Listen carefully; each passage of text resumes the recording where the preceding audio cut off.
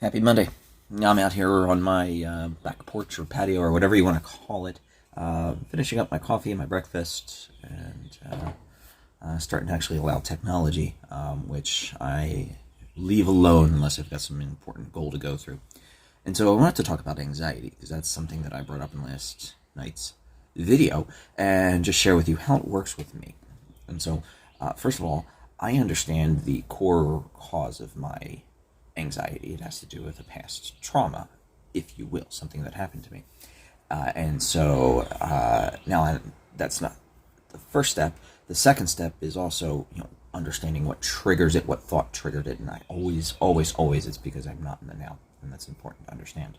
So when that happens, it depends on what level it is and what I'm doing as to how I cope with it.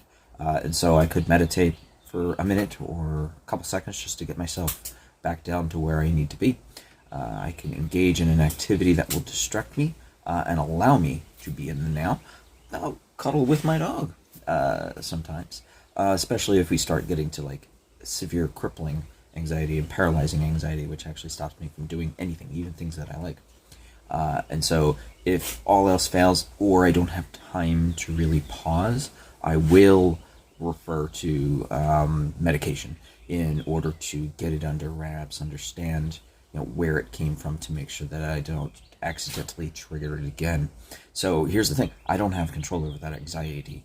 It's going to happen to me, but I have control over how I handle and how I cope with that anxiety. And that's important to understand when it comes to emotional intelligence and locus of control when you're applying to something as stressful, if you will, as anxiety or many of the things that do happen in our lives.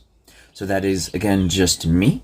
I hope you have a fantastic week. I hope you don't have anxiety stopping you from what you're doing. But if it does, start to practice, and it is a practice, coping with it in such a way that you'll be able to perform well and do what you need to do to be the best you that you want to be.